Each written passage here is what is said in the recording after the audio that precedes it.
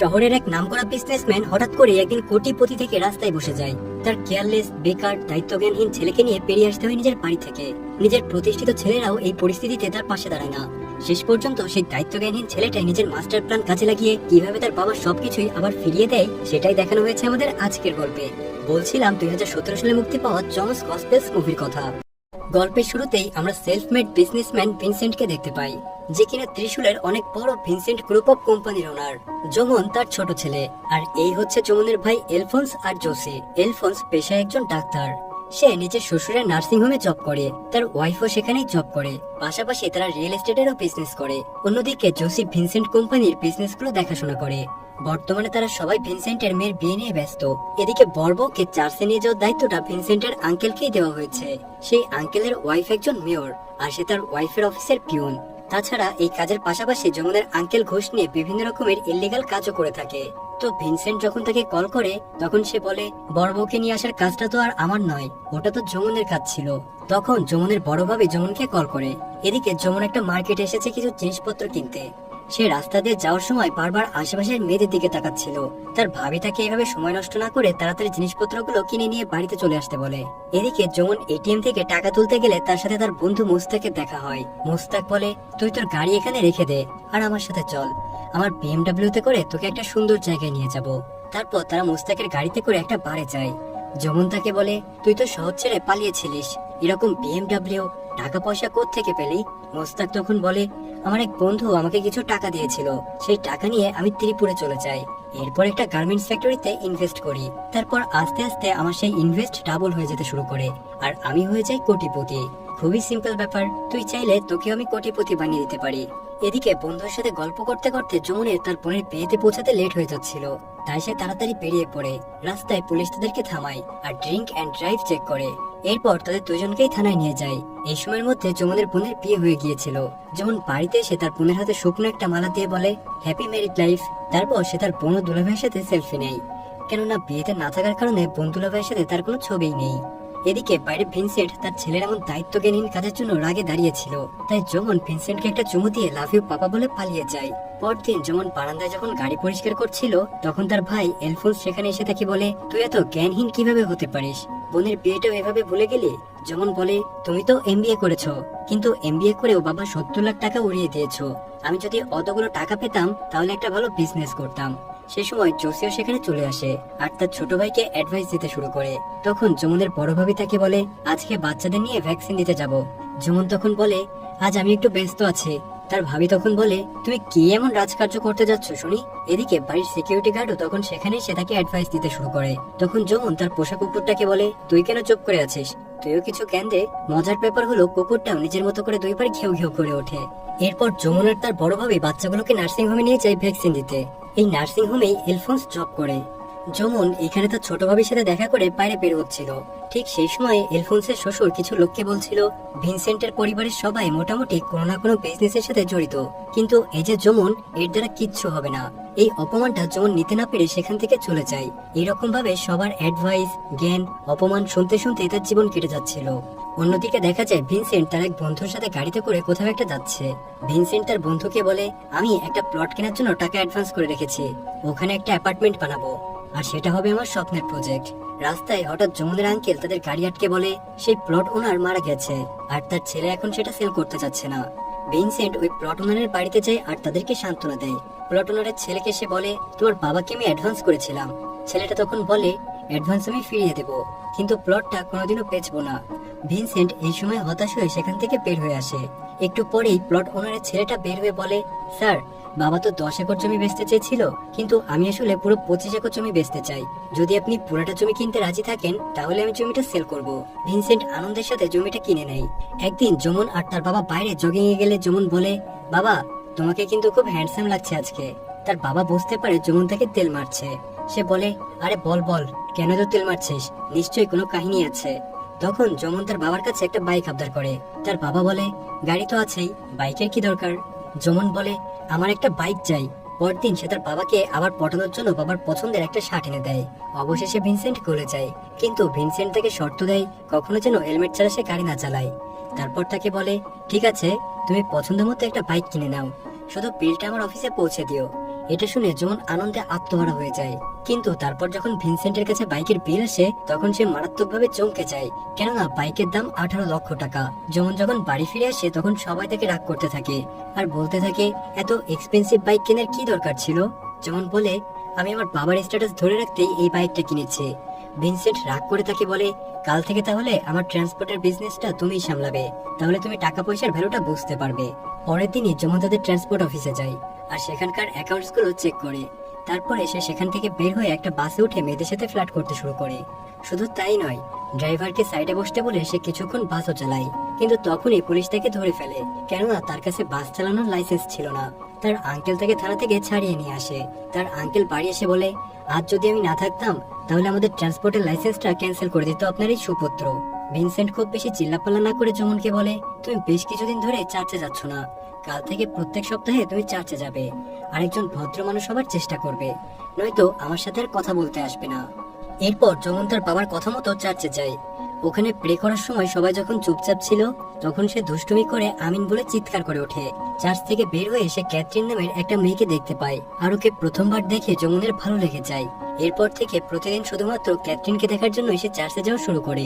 বিষয়টা যখন তার বড় ভাবি জানতে পারে তখন সে তাকে এই বিষয়ে হেল্প করে।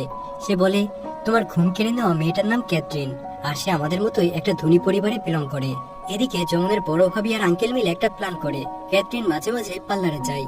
এই ইনফরমেশনটা নিয়ে বড় ভাবি পার্লারে গিয়ে ক্যাথরিনের সাথে ক্যাজুয়ালি কথা বলার চেষ্টা করে, এমনকি দুজনের মধ্যে বন্ধুত্ব হয়ে যায়। তারপর যখন তারা পার্লার থেকে বের হয় তখন প্ল্যান অনুযায়ী ক্যাথরিনের গাড়ির সামনে অন্য একটা গাড়ি রেখে ব্লক করা ছিল, সেজন্য বড় ভাবি তাকে নিজেদের গাড়িতে ড্রপ করে দিতে চায়। তখন তাদের গাড়িটা চালাচ্ছিল চমন। এরপর পরবর্তী প্ল্যান অনুযায়ী তার বড় ভাবি একটা শপিং মলের সামনে নেমে যায় আর এই সময় যেমন ক্যাথরিনের সাথে কথা বলার সুযোগ পেয়ে যায়। ক্যাথরিনকে তার বাড়িতে ড্রপ করে দিয়ে সে চলে যায়। পরদিন ভিনসেন্ট যেমনকে নিয়ে তাদের মেন্স টেক্সটাইলে নিয়ে যায় আর বলে, আজকে থেকে তুমি এই সেক্টরটা দেখাশোনা করবে। তারপর যেমন টেনিস খেলতে যায়, কারণ ক্যাথরিন সেখানেই যায় আর এভাবেই তারা আস্তে আস্তে ক্লোজ হতে থাকে। কিছুদিন পর ভিনসেন্ট নিজেদের টেক্সটাইল শপে যায়। সেখানে গিয়ে দেখে সেখানকার ম্যানেজার ওনারের চেয়ারে বসে আছে। সে বলে যেমন 40 লাখ টাকায় এই স্টোরটা বিক্রি করে দিয়েছে। ভিনসেন্ট অবাক হয়ে যায়, কেননা ম্যানেজার নিজেও জানতো এই স্টোরটার ভ্যালু কম করে হলেও 70 লাখ টাকা। তা সত্ত্বেও সেই স্টোরটাকে কম টাকায় কিনে ভিনসেন্টকে ধোকা দিয়েছে। ভিনসেন্ট অনেক কষ্ট পায় আর সেখান থেকে চলে আসে। তারপর সে তার কনস্ট্রাকশন সাইটে যায়। সেখানে গিয়ে দেখে কোর্টের অর্ডারে কাজ আটকে আছে, কারণ বিল্ডারের কাছে কোনো ক্লিয়ারেন্স সার্টিফিকেট ছিল না। এভাবে একই দিনে ভিনসেন্ট দ্বিতীয়বারের মতো ধাক্কা খায়। সে তার বন্ধুকে বলে, এটা আমার স্বপ্নের প্রজেক্ট ছিল, এটা কমপ্লিট করার জন্য আমি একজনের কাছ থেকে লোন নিয়েছিলাম। আমি ওই সময় এতটাই কনফিডেন্স ছিলাম যে টাকা লোন নেওয়ার জন্য আমি আমার প্রপার্টি বিজনেস সব তার নামেই করে দিয়েছি। এই কথা শুনে তার বন্ধু অনেক রেগে যায়। সে বলে, এরকম পাগলামি কেউ করে? এরপর অ্যাপার্টমেন্ট যারা যারা কিনেছিল তারা পরদিনই ভিনসেন্টের অফিসে এসে হামলা করে আর উল্টাপাল্টা কথা বলতে শুরু করে। পুলিশ ভিনসেন্টকে অ্যারেস্ট করতে চলে আসে। তখন ভিনসেন্টের বন্ধু বলে, আসলে প্লটটা আমার নামে কেনা হয়েছিল, সুতরাং আপনারা আমাকে অ্যারেস্ট করতে পারেন। আর এভাবেই তার বন্ধু ভিনসেন্টকে বাঁচায়।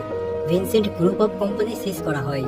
এদিকে যার কাছ থেকে লোন নিয়েছিল সে এসে বলে, 1 সপ্তাহের মধ্যে আপনাদের এই বাড়িটা খালি করতে হবে। এসব নিয়ে তাদের পরিবারের মধ্যেও ঝামেলা সৃষ্টি হয়।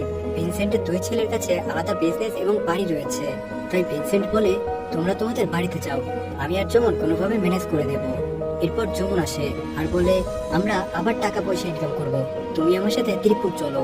ভিনসেন্ট প্রথমে তার উপর রাগ করে, কেননা সে ভুলভাল খরচ করে টাকা উড়িয়ে দিয়েছে। তবুও সে রাজি হয়ে যায়। যেমন তার বাবাকে নিয়ে মোস্তাকের সাথে দেখা করে। যেমন বলে, আমি বাইকটা বেচে দিয়েছি আর সেই সাথে টেক্সটাইল শপের টাকাটা দিয়ে আমি আর মোস্তাক একটা গার্মেন্টসের বিজনেস শুরু করেছি। নিজের ছেলের মধ্যে হঠাৎ করে এমন পরিবর্তন লক্ষ্য করে ভিনসেন্ট অনেক খুশি হয়ে যায়। ভিনসেন্টের মনে হয় সে সবকিছুই আবার আগের মতো করে ফেলতে পারবে। এভাবে তাদের জীবন চলতে থাকে। একদিন যেমন অফিসে গিয়ে দেখে তার টেবিলে প্রচুর বিল পড়ে রয়েছে। সেগুলো দেখে যেমন চমকে যায়। জানা যায় মোস্তাক বিজনেসের নামে অনেক খরচ করে যাচ্ছিল। অর্ডার নেওয়ার জন্য সে যেখানে যেখানে যেত সেখানে লাক্সারি হোটেল ছাড়া থাকতো না আর খুব কস্টলি গাড়ি ভাড়া নিত। এখন এই ভারী ভারী বিলের কারণে তাদের এই ছোট্ট বিজনেসটা বন্ধ হয়ে যেতে চলেছে। যেমন এবার এতটাই খেপে যায় যে মোস্তাককে মারতে চলে যায়। মারতে মারতে সে বলে, তুই আমার জীবনটাই বরবাদ করে দিলি। মোস্তাক বলে, ভাই আমি তোকে সবকিছুই বলতাম। যেমন আরো রেগে যায়, কিন্তু সে আর কিছু না বলে চলে আসে। বাড়িতে এসে সে তার বাবাকে কিছুই জানায় না। তারপর একদিন সে তার ভাইদের কাছ থেকে সাহায্য চাওয়ার জন্য যায়। তখন তার বড় ভাবি বলে, তুমি বাবাকে নিয়ে এখানে আসো, আমরা কিছু করার চেষ্টা করব। যেমন বলে, আমি জানি তোমরা তার কাছ থেকে প্রতিটা সিগারেটের হিসেব চাইবে, তারপর একদিন তাকে কোনো বৃদ্ধাশ্রমে পাঠিয়ে দেবে। তোমাদের তো এই প্রপার্টির সাথে সম্পর্ক, তোমরা চিন্তা করো না, বাবা আমার সাথেই থাকবে। এই বলে জমন সেখান থেকে বের হয়ে যায়। তারপর সে ক্যাথরিনকে কল করে। ক্যাথরিন তাকে নিজের বাড়িতে ডাকে। প্রথমে জমন যেতে রাজি হয় না, কিন্তু ক্যাথরিন অনেক রিকোয়েস্ট করে সে রাজি হয়ে যায়। তারপর সে ক্যাথরিনের বাড়িতে যায়। ক্যাথরিনের বাবা সেখানে বসে থাকলেও জমনের সাথে কোনো কথা না বলে নিজের মতো গেম খেলতে থাকে। এদিকে ক্যাথরিনের মা ক্যাথরিনকে ভেতরে নিয়ে গিয়ে বলে, এই ছেলেটাকে ভুলে যাও, এর পুরো পরিবার তেনায় ভুগছে, আর এই ছেলেটা শুধুমাত্র টাকার জন্যই তোমার পিছে পড়ে আছে। এইসব কথাগুলো জমন শুনে ফেলে। সে তখন উপরে গিয়ে বলে, হ্যাঁ আপনি একদমই ঠিক কথাই বলেছেন। তারপরে সে ক্যাথরিনকে আলাদা করে ডেকে বলে, এটাই সত্যি, আর এখন আমাদের ব্রেকআপ করে ফেলা দরকার। এটা বলে সে ওখান থেকে বের হয়ে যায়। জমন এরপর অনেকগুলো জায়গায় ইন্টারভিউ দেয়। একদিন তার এক বন্ধু তার এক কোম্পানিতে মার্কেটিং অফিসারের জব দেয়। জমন একদিন মোস্তাককে রাস্তায় দেখতে পায়। কথা না বলে সে তাকে ইগনোর করে চলে যেতে থাকে। কিন্তু মোস্তাক এসে বলে, এবার আমি সত্যি একটা দারুণ বিজনেস প্রপোজাল নিয়ে এসেছি। আমরা হ্যান্ডিক্রাফটের কাপড় কিনে ভালো টাকায় বেচতে পারবো। অনেক চেষ্টার পর জমন ফাইনালি মোস্তাককে আরেকবার বিশ্বাস করে। অন্যদিকে ভিনসেন্টের পেরুমাল নামের এক লোকের সাথে দেখা হয়। তাদের মধ্যে বেশ ভালো একটা বন্ধুত্ব হয়ে যায়। ভিনসেন্ট তার নতুন বন্ধুকে জমনের অফিসে নিয়ে যায়। যেখানে পৌঁছে তারা জানতে পারে এখন আর এই কোম্পানিটা জমনের নেই। ভিনসেন্ট আবারও একটা ধাক্কা খায় আর খুব কষ্ট পায়, কারণ সেভাবে জমন আবারও তার কাছ থেকে সব লুকিয়েছে। বাড়ি ফিরে সে একের পর এক সিগারেট খেতে থাকে। এদিকে যখন বাড়ি এলে ভিনসেন্ট তাকে জিজ্ঞাসা করে, ব্যবসা কেমন চলছে? যখন মিথ্যা বলে। সে বলে, দারুণ চলছে। তখন তার বাবা তাকে একটা চড় মেরে বলে, আমাকে মিথ্যা বলিস কেন? যেমন বলে, তুমি অনেকদিন ধরে অনেক কিছু নিয়ে টেনশনে আছো। আমি আসলে তোমার আর কোনো টেনশন বাড়াতে চাইছিলাম না। মোস্তাকের গাফিলতির কারণেই ওই কোম্পানিটা আমার ছেড়ে দেওয়া লেগেছে। তারপর ভিনসেন্ট বলে, সবার প্রথমে আমাদের এই ফ্ল্যাটটা ছেড়ে দিতে হবে, তারপর আমরা একটা ছোট ঘর ভাড়া নিয়ে থাকবো। তুমি চিন্তা করো না, আমি যখন আমার ছোট্ট দোকানটা চালু করেছিলাম তখন আমার কাছে একটা ভালো কোনো জামা কাপড় ছিল না। সম্পূর্ণ নিজের চেষ্টায় আমি ওই ভিনসেন্ট গ্রুপ অফ কোম্পানিকে দাঁড় করিয়েছিলাম। তুমি আর আমি একদম গ্রাউন্ড লেভেল থেকে শুরু করব। দেখো, আমরা একদিন না একদিন আকাশ ছোবই।